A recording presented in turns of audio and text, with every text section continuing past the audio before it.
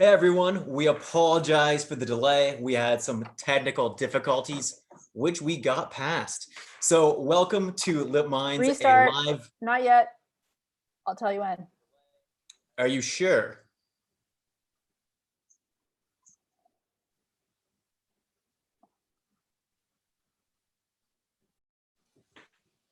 Hey everyone, welcome to Lip Minds, a live virtual chat with registered clinical counselor Greg McDonnell, happening here Tuesdays on YouTube Live. We do apologize for the delay. We had some technical difficulties. And to make up for that, we're going to be doing another session next Tuesday night at 8:30 p.m. That topic is going to be the art of the pivot, which we had to do to make this all work. So now, that being said, this event is put on in collaboration with the Whistler Youth Center, the Whistler Public Library, and Luna Programs. And this week it is sponsored by the amazing people at Nesters. Nesters, it's where the local shop. There will be a live question and answer period afterwards. So feel free to post any questions on Slido. Remember, the password is LitMinds. And if you can't watch the whole thing tonight, if you had only budgeted an hour of watching time, this will be available all week on the YouTube link on all of our Facebook platforms for Luna, the Youth Center, and the Public Library. So Greg, take it away. All right, Graham, thank you for the introduction, and thank you all if you've stuck with us. Yes, we have had to be quite summoning our inner Zen Buddha here to pivot, to make this happen tonight. A really big thank you to Jeanette at the Worcester Public Library, and of course Bridget, Carol, and Graham, who have been working hard with me and together to make this happen. Yeah, just a bit of reiteration from what Graham said. We're coming to you from the unceded territory of the Squamish-Lil'wat Nation. This is round 2 of Lit Minds. Really excited to come to you tonight to talk about relationships in the time of COVID and living in isolation with people. And we're going to define relationships, but it's pretty broad. Like, you might be living with your roommates, your partners, your families, your kids. And so we're going to talk about that tonight. Big thank you to Nestor's Market, the Youth Center, the YC, the Worcester Public Library, and Luna for tonight. So, if you joined us last week, we spent a great deal of time talking about the very normal anxiety that comes along with chaos and dealing with these unprecedented times that we're living through with COVID-19. And so that situation is going to come with a great degree of anxiety. That anxiety should be normalized. It's your body's normal response to some abnormal events. It's also going to come with a great deal of grief and loss, which we spoke about last week. And so with grief and loss, I think there's this very sort of predictable pattern where the nervous system goes through some disorganization, some transition, and then into a reorganization. And I think sometimes us humans can get stuck with habitual kind of self-protective response based on stuck patterns from old events. This is old trauma. And I really believe that we have to learn to recognize those stuck patterns to be able to access new self-protective responses. So, and the beautiful thing with grief and loss also that I believe is that we're really wired to heal. We're wired to, for life to become better despite the trauma and chaos that we experience. It doesn't mean that we aren't going to feel the trauma and chaos and the implications that come with that. But we're wired to find life enhancement. Okay, so we spent a great deal of time last session talking about that. With COVID, it brings us anxiety and it brings a great deal of grief and loss, which we can heal from, which we're wired to heal from. The other little piece that we talked about last week with respect to anxiety is that there's 2 big triggers for anxiety.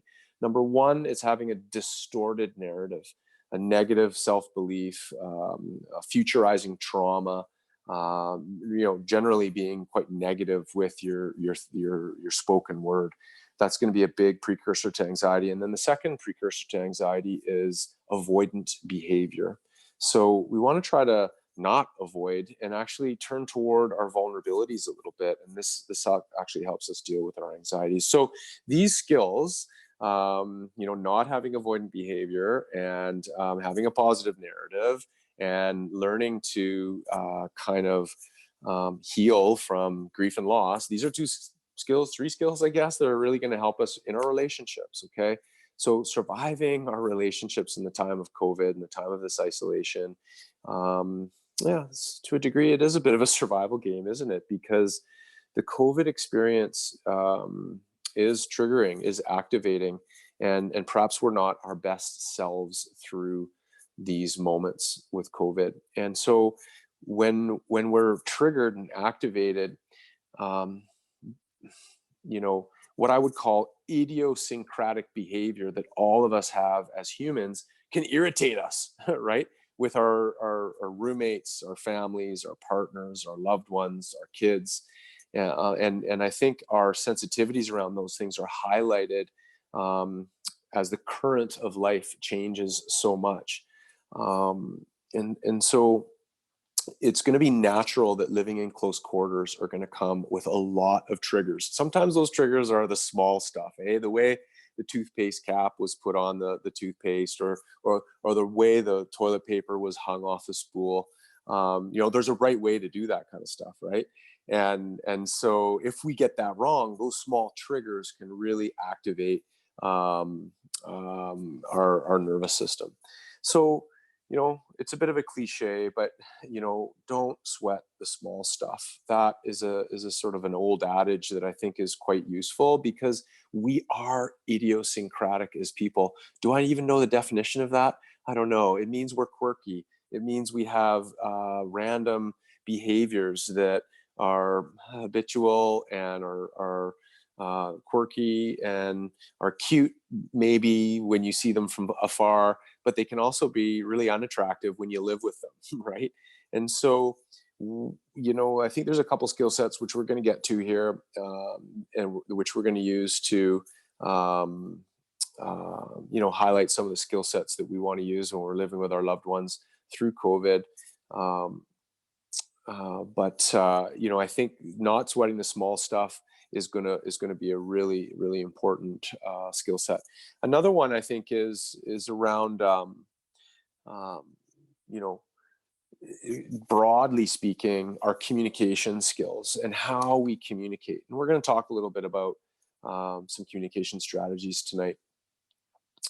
I realize, I'm not sure, but I'm hoping that there's a anonymous chat link available through YouTube Live that has been posted through Slido. So please feel free to ask some questions. You can do that throughout the session here, but I'm going to hit my talking points and then we'll get to the questions, in about 15 or 20 minutes. Okay, so living in close quarters with others. As I said earlier, we are idiosyncratic. There's going to be lots of triggers when our quirky little behavior comes out. Some of those quirky behavior pieces are cutesy, silly, irritating little things. And then maybe it's possible too that some of those quirky behavior patterns are actually properly triggering, and that the triggers that are going to come from living in these close quarters are actually triggering risks to violence or risks to strong feelings.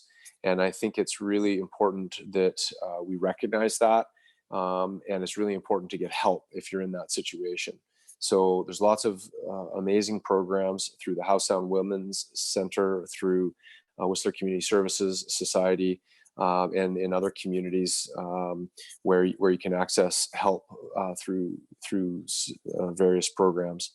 But I just don't want to make light of those. The small stuff is actually could be quite big stuff too that you're dealing with in the household, and we want you to be active or mobilized, I guess, to respond to that. Okay, part of what I want to communicate tonight really comes from the work of John Gottman and his work in his book, The 7 Principles for Successful Relationship. The book's actually the 7 Principles for Successful Marriage, but I think really the language and the principles that he has dug up through thousands of hours of research could be applied to our friendships. It could be applied to our roommates. It could be applied to our loved ones. It could be applied to how we raise our kids. And so I've really personally adapted these in my private counseling practice and use them with all kinds of lenses, not just relationships. So when we look at relationships in the time of COVID and this, sort of the triggers, those natural triggers that are going to come from living in close quarters, I firmly believe that these 7 principles can be very helpful. The first step that Gottman talks about is enhancing your love maps. Okay, so love maps are kind of like the history of your relationship together. And I like to put it like it's like leaving breadcrumbs behind you along the journey of your love. And it could be small L love with your roommates. It could be capital L love with your family and your kids. But it doesn't matter who you're talking about. Relationships require those breadcrumbs that tell the history of our relationship. So we want to be able to enhance those with the people that are close to us. So that takes some effort. And one of the self-care strategies I've been working with people on in the last several weeks is actually taking a time to connect with a loved one. And relationships require investment. And you may be aware that, hey, yeah, there's one friend that's phoned you like 8 times and you haven't actually called them recently. And so if you were to give them a call, that would be enhancing the love map. Leaving that voicemail message, sending them that random text is a breadcrumb that tells the story of your connection. So, I think that's the same with our loved ones. It's the same with, our friends, but it might look a little different with our loved ones, right? It might be that the love map is a bid for connection that is, quite personal and intimate, that it would be different than with your friend group. Okay, so number 1, enhancing your love maps. Number 2, and I think I really like this skill set. It's about nurturing fondness and admiration for one another. Now, humans are wired for connection. I firmly believe you didn't see like a lone cave woman or caveman. In other words, we needed our tribe. We needed our people. And so in order to kind of be with our tribe and those people, we needed to be fond of one another. Okay. So I think if you're dealing with stressors with your loved ones and you're meeting them from a place of fondness and admiration, it really helps soften the startup.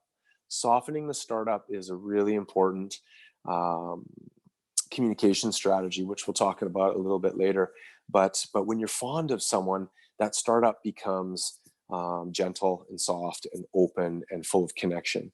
If you have contempt for somebody, then that startup's usually harsh, and the harsh startups tend to really separate or disconnect people or create attachment disruptions. And when you're fond of people, it actually facilitates a lot of lovely attachment. So think about what you can do to communicate that fondness and that admiration of one another. And keep in mind too, like if those quirky behaviors are coming up, or those idiosyncratic behaviors are coming up, or the way they hung the toilet paper off the spool is really bugging you, when you're fond of that person, it helps ease the reality that they hung the toilet paper wrong, right? So having that fondness and that admiration of one another really does soften things between people. Number 3, Gottman talks about bid attempts. And when someone makes a bid to connect with us, there's kind of 3 things you could do. You could turn against that bid, right? Screw off, I'm not going to call you back. You could turn away from that bid, which isn't as harsh, but it's a fairly boundaried maneuver. Or you can turn toward that bid. So with families and relationships who are endeavoring to stay connected and attached, you want to turn toward those bid attempts. Okay, so there's a couple skill sets that are required to help do that, and that is to learn to recognize, first of all, when someone is making a bid attempt to you. If you don't recognize if someone is making a bid attempt, how the heck do you know how to turn toward it? And secondarily, you need to be able to make a bid attempt yourself. So you got to be able to make bid attempts, and you got to be able to receive bid attempts. This is also a really powerful skill set when it comes to repairing, damaged or fractured relationships as well. Number 4 on Gottman's list would be the ability to let your partner influence you. This is perhaps one of my favorite Gottman strategies, and it's the rule of influenceability.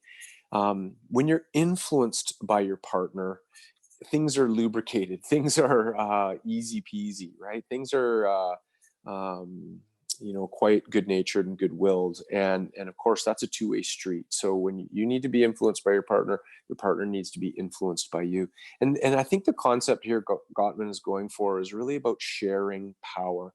People who are in relationship with each other, if they have power over one another, that doesn't feel so good. But when relationships are created with what I call power with, that's a relationship you want to be in. So we're looking for power with, not power over. Okay. So when you're willing to share power with your partner, it makes it a lot easier, to be influenced by them. And back to our quirkiness and our idiosyncratic behavior, we have all these idiosyncrasies. We have our way of doing things. So when our partner's telling us to do it another way, my challenge to you is actually to think about, how could I be influenced by them right now? And how could I try to do the thing they're telling me to do a little bit differently, sticking with that cliche of the way the toilet paper is hung off the spool. Next time you see it hung the wrong way, my homework to you is that you leave it the wrong way and just tolerate it being the wrong way, right?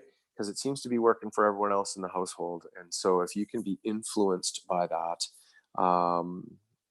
then things are going to be a little bit more copacetic, I think, in the household. Folks, I'm guessing, or I'm gathering, we're having some challenges with the anonymous questions through Slido. We have some people in the background working to solve that right now, so please stay tuned. Okay, getting back to Gottman and these 7 principles of really effective relationships. Gottman talks about solving your solvable problems. There's really 2 kind of problems in a relationship. One's a perpetual problem when needs don't get met, and 2 is solvable problems. Well, perpetual problems are a little bit tricky. We're not going to tackle those tonight, but what we are going to talk about is solvable problems. Most of the challenges people have in their relationships are as a result of problems that are actually quite solvable. So some skill sets that really help solving solvable problems. Have a soft startup. If you rock into the startup of a conversation with a harsh judgment or a harsh comment, that's going to create a fractured or an attachment disruption. And so instead, have a soft startup. Make and receive repair attempts. So if someone's trying to apologize, which is a really important skill set, to say I'm sorry, to really own your role in how something goes in the household, to be able to make those repair attempts and also to receive them. So if someone is actually making an effort to repair with you, receive that repair, turn toward, they're making a bid attempt.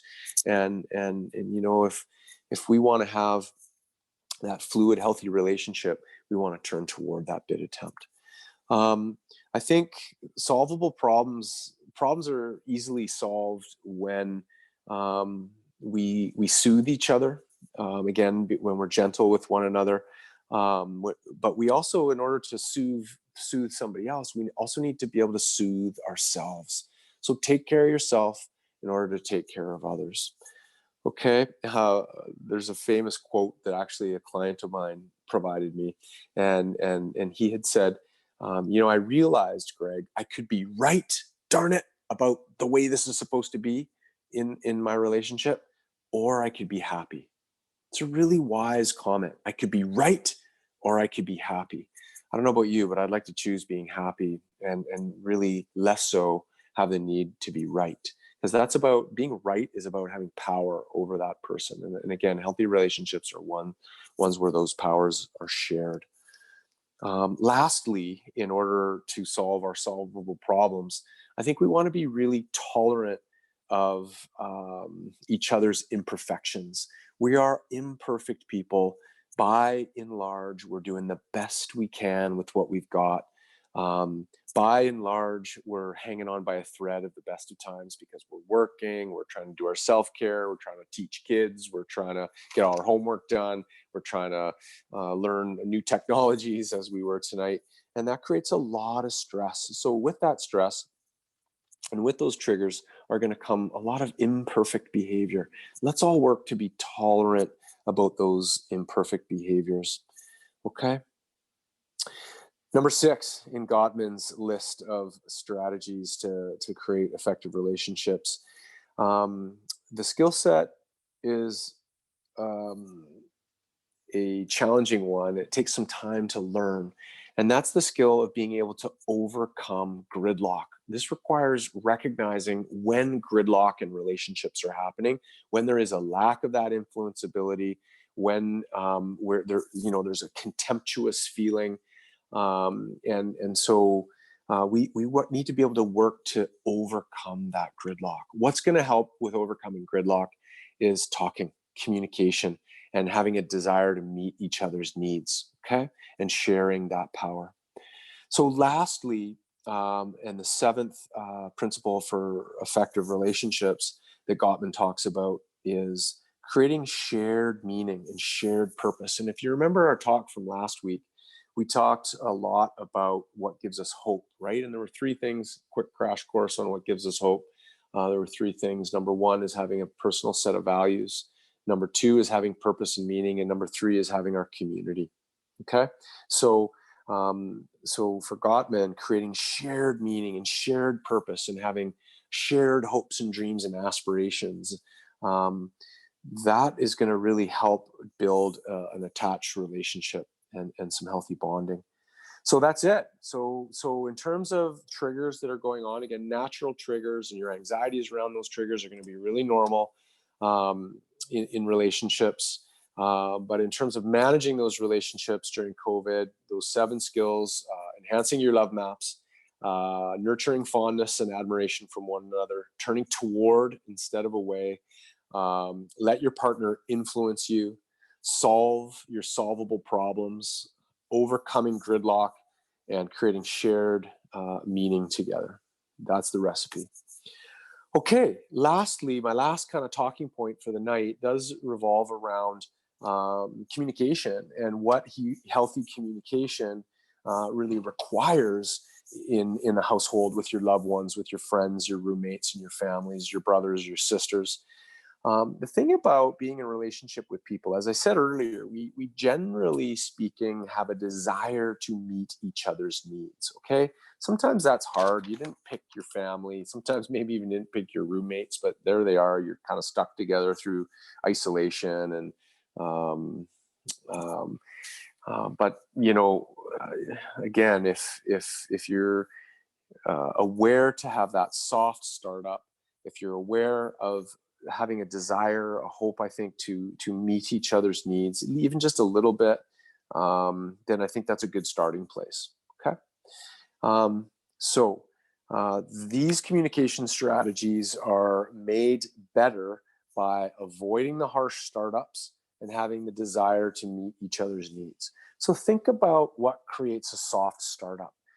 What we're talking about here are things like your body language. These are soft skills that accompany the hard skills of good communication skills, right? And so that's attending to your body language, attending to your tone of voice, attending to your volume, attending to how you're facing somebody or how closed off you are when you excuse me, when you face them, when we soften those things, people open up to us. Maybe our facial expression helps as well. So having a soft startup is imperative to healthy communication. And the second thing is that is imperative is avoiding judgments. Okay, judgments kill human connection.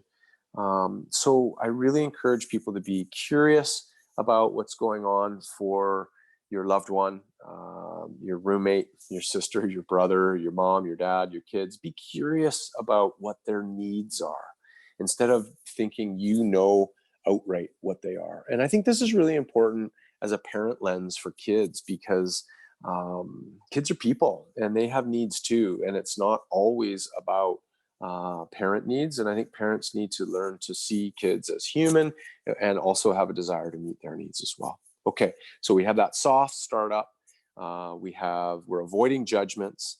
I believe these are two strong ingredients to really help with healthy communication. So step number one then is when we're pointing out what is going on for us, it's about making an observation. And I really like this lead-in sentence, the ability to sort of say, I noticed that. I noticed that you didn't put the toothpaste lid back on the toothpaste. I noticed that the dishes aren't done. So what we're pointing out is what's real. And that's okay. We are entitled to do that. It's how we do it that really affects whether the conversation goes positively or negatively. Okay, so you start with that observation. Second, you tell people how you feel, right? And this is really hard for a lot of people, honoring and acknowledging how they feel. And so feelings tend to fall under 3 and 1 hidden category: happy, mad, or sad. And the hidden category in there is sort of hidden behind anger, behind madness, and that's fear, right? And so those tend to be the 4 feelings that tend to drive a lot of our unconscious actions and behaviors. But if we can work to find some language to those feelings, that's going to help us communicate to others what's going on for us. So number 1, making that observation, hey, I noticed that the dishes aren't done. Number 2, that makes me feel, that's your lead-in sentence, that makes me feel like the house is kind of chaotic right now. Okay. Number 3, then I think number 3 is probably the most important communication skill set of these 4, because here's the thing: our family, our partners are not mind readers. Okay. So we actually have to tell them what our needs are. And it would be nice if they could read our mind from time to time. It would be nice if they could anticipate what our needs are, but sometimes people have a hard time with that. And that's okay, because they're in their own chaotic minds. And of course, they're not mind readers. So we have to tell them what our needs are. So needs tend to fall under kind of 4 categories: mental, physical, spiritual, and emotional. And so back to that dishes example, I noticed that the dishes aren't done. I'm feeling kind of like it makes the house really chaotic. I have a need. This is number 3, needs. I have kind of a need for orderliness, because there's so much chaos going out there in the world right now. I have a need for kind of an orderly kitchen. Number 4, the 4th step for healthy communication with those that we live with is being able to actually make a request to get those needs met. So a request might sound something like this: I notice that. I notice that. So back to our dishes example. Or sorry, I got that wrong.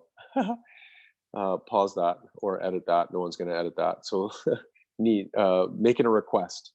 The lead-in sentence is this: it's, would you be willing? Okay, so back to our example with the dishes. I noticed that the dishes aren't done. I'm feeling that the house is really chaotic right now. Number 3, our needs. I kind of have a need to clean the house a little bit and have some orderliness in the house. Number 4, where we make the request: would you be willing to come help me do the dishes? And what I love about that example is there's an invitation for connection. Would you like to help me do the dishes? In other words, do you want to stand side by each, hopefully look out the window, moisturize your hands, warm them up in the warm water, lemony scent? You're connected with one another. it's an opportunity for good times. And again, remember what creates anxiety is the meaning we make about our events. If the dishes kind of, either we can make meaning about doing dishes about their bad and terrible and awful thing to do, or we can make the meaning of actually dishes are kind of nice to do, especially if I'm doing them with my loved one, right? So those are those 4 healthy communication strategies, which are make observations, tell people how you feel, tell them what your needs are, make a request to get those needs met. Okay, so those are my kind of talking points tonight about surviving relationships. And what I'd like to do now is dip into some of the comments that are hopefully streaming in here. So let me take a minute to read some of these comments. So question is, it seems like a big part of this is picking your battles, but how do you know which battles to pick? Great question. But, you know, I would invite you to be aware, and I think you're right. I think it is about picking your battles, because some battles are just the little things, and like the way the toilet paper is hung off the spool, and is it really a big deal? So you don't make a battle of it. But I also encourage the sort of the question writer there to tune into the lens through which you're approaching these things. I certainly hope you're not battling your loved ones, but it may be that you are. Maybe that you're living with roommates who don't do their dishes ever, or they eat your food in the fridge, or you're dealing with parents that are always riding you about homework or cleaning your room or whatever it is, and there are actually battles going on, and that's not easy. I, for one, would invite you to take the battle away from the negotiation, because in fact, my belief is that people actually want to meet each other's needs. And so if we pose our question to them, and our affect, our soft skills, how we show up before them is soft and gentle and inviting and connecting, then I don't think we have a need personally for a battle, right? So yeah, I'm looking for any other questions that that may or may not come in here because of our half-hour delay with this YouTube live. It's possible that we don't have too many live people right now, and hopefully people will check this out once we leave it online for a little while. But there might not be a lot of people with questions right now. There's another one that's popped in though. Question reads: doesn't suppressing things simply lead to more pressure filled conversations? Doesn't suppressing things lead to more pressure filled conversations? Quick answer to that question: yes. We don't want the activation in our nervous system to build too much. Having too much charge in the nervous system does create a lot of pressure, and then it's difficult to have some conversations. The other thing is that when our nervous systems are settled, it's way easier to have effective conversations versus when our nervous systems are activated. When we have an activated nervous system, we actually have really quite low brain power. So you want to pick your place and space and timing a little bit, I think, with some of these conversations. So with that charge, we want to discharge how we feel. So I would never recommend suppressing things. I would recommend, and because as I said earlier with anxiety, two things that really create anxiety. Number one is the distorted narrative or negative narrative. Number two is avoidant behavior. So if we're suppressing things, we're avoiding. That's going to turn the anxiety O-meter up. So we want to be able to discharge how we're feeling bit by bit. So you want to avoid suppressing things. You want to avoid too much charge in the nervous system by discharging, by making requests to get your needs met earlier rather than later. Okay. Yeah, I don't see any other questions coming in at the moment. I'm going to. Yeah, Bridget. Okay, do you have a question I'm for me? gonna throw it out here. So how do you practice this? Because it's so easy to say this, and I've gotten a little card before that says all these things, but it definitely doesn't come second nature to me. So how can one practice this type of stuff? Great question, Bridget. I'm glad you asked it, because really the language that I used there, would you be willing? I noticed that. I'm feeling blah, blah, blah. This isn't the typical language that we tend to use in our everyday nomenclature, in our everyday parlance, in our everyday language. And so it takes practice. It really does. And I think, that card that you have, perhaps, Bridget, that lists those things: make an observation, tell them how you feel, tell them what your needs are, make a request to get those needs met. Having that card maybe on your fridge, where it's easily accessible, I think would be, something that you could do. With some clients, I've provided a card in the past, and if they had a hot button topic to bring up with their roommate, their loved one, they would actually take the card out. They would put the sort of the questions they had through the filter of those 4 strategies, and they would practice it. And sometimes these hot button conversations are really hard with our loved ones, and so I've often encouraged people also to have notes. Like, don't be afraid to have those notes through in front of you as you discuss. So, but I think, Bridget, back to your question, is it's really about practicing with what's the natural language that's going to work for you. And actually, if this language that I'm telling you feels unnatural, it's probably because you just haven't used it yet. Start practicing with it. Start throwing some, hey, I noticed that, as a lead-in sentence, or hey, would you be willing, into the preface of your request, because I think you'll actually find that we can learn it and adapt to it quite well. I really love the language with that request language, would you be willing? Because it's got the prefix of that word will in it. Do they have the will to meet your needs? Well, shoot, I hope so, because that's kind of what family does for one another, right? They work to meet each other's needs.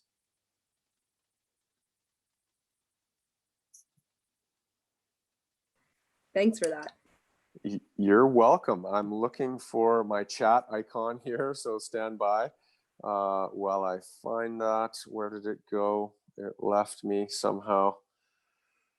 The chats were coming up. No, they're not. To help you with that, I think at the for Zoom part at the bottom there's a chat button. Yeah, I had one. Now all I have is mute, stop video, share content, participants. Oh, here we go. Found it. I don't know where it went into ether there. Another question. Okay. How do you deal with a family member who shuts down and chooses not to discuss the unknown problem? A silent treatment. They feel horrible. Great question. How do you deal with a family member who shuts down and who chooses not to discuss an unknown problem? So if they've shut down, it probably means that you can tell they've shut down. You know what their body language looks like that tells you that they've shut down. And so that tells you that, maybe it's not the right place or space or timing. But I think your needs have to be met too. So maybe something to try would be to ask that family member when would be a good time to talk about what's going on for them, or to give them some gentle feedback. Hey, you look really unhappy right now. Hey, I know you probably better than anyone in the world, and I can tell something's bothering you right now. I think also with that is, if their body language is telling you that, it may also not be about you. That silent treatment, it may not be that it's being directed to you. And I would really invite you to not personalize that, and not take on people's projected feelings too much. But I think the best bet there would be to ask them when you could talk to them about what's going on. Any other questions? Any live questions to come at me, or chat questions?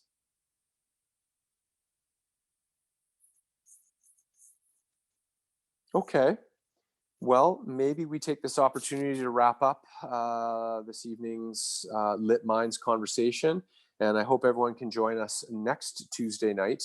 That would be May 28th. Is that correct? I think so. May 28th, 8:30 p.m. We're going to discuss the art of the pivot. I've been amazed at the different language that COVID-19 has got us all thinking about, and the new words we're learning. And one of those words is the pivot. And I think we're going to talk about the art of the pivot a little bit. Yes, it does connect with resiliency a little bit, and with hope, and so we're going to talk about that a little bit. And yeah, until then, I would like to thank everyone for joining us, and once again, everyone for your help with the tech features tonight. And I look forward to seeing you next week. Just to correct on the date, it is the 26th. Oh, Bridget, thank you. Oh, you're so close. The 26th, 8:30, the art of the pivot. Sweet. Thank you.